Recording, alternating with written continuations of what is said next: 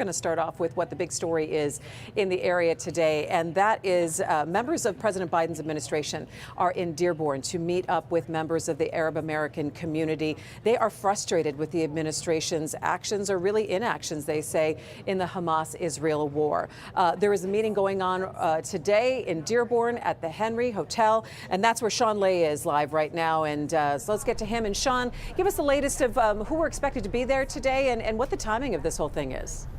Kind of a secret meeting, Christy, and it was not really publicized on where the meeting would be and who exactly was invited when we started looking into this in the past couple of days. I found out today it was at the Henry Hotel. Lots of protesters also found out. Word spread quickly over social media. We're talking about a presidential liaison within the administration, someone linked to the National Security Council, and a few others that flew in this morning to meet with some Arab American leaders.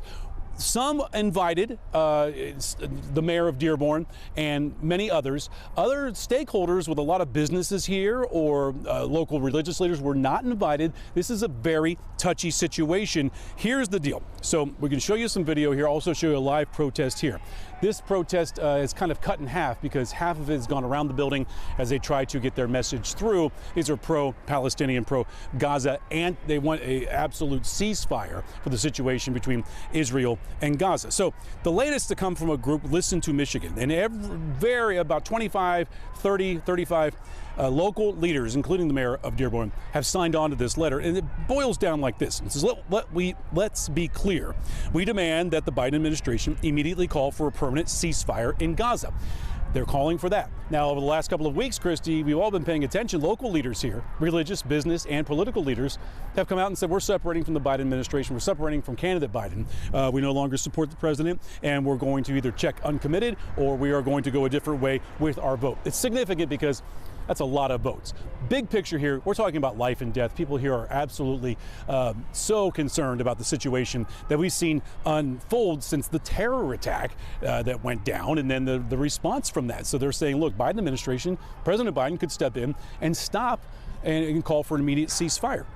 So bottom line here, the letter goes on to say, we pledge to check the box uncommitted. Some people here say they would go for President Trump on our ballots in the upcoming primary election. So there's an imam right there from Detroit mosque in Detroit, American mosque of Detroit. That imam right there, he was invited. He's walking out. He's not going. He said, unless you start with ceasefire, then we'll talk. And I think that is the message the elected leaders will be trying to convey inside. They want to listen, they want to share concerns, but to get those votes back, the support back, it's going to take a lot. Also, Christy, something to add. Dearborn's police chief was here as well, and he wasn't invited. He's not going in. He's not a political guy. He's the chief law enforcement officer here. And Christy, since that Wall Street Journal op-ed that was put out on the internet and printed, I asked him, how are things going with threats? And he said, through the roof.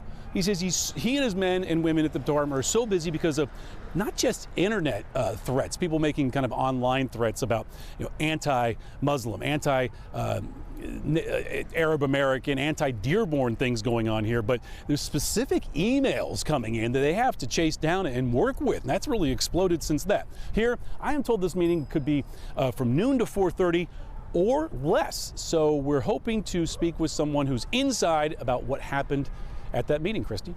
Yeah, absolutely. Again, Sean, this kind of came up quickly, and it's a multi-pronged issue when you're talking about crime and safety in the city of Dearborn and potential threats against people who live there because of that op-ed in the Street Journal, and then humanitarian issues and then political ones as well. Absolutely, for the Biden administration. We'll look forward to your reporting later on today. Hopefully you'll be able to talk to some of the people who are inside that meeting. All right, thanks so much. Sean Lay reporting live.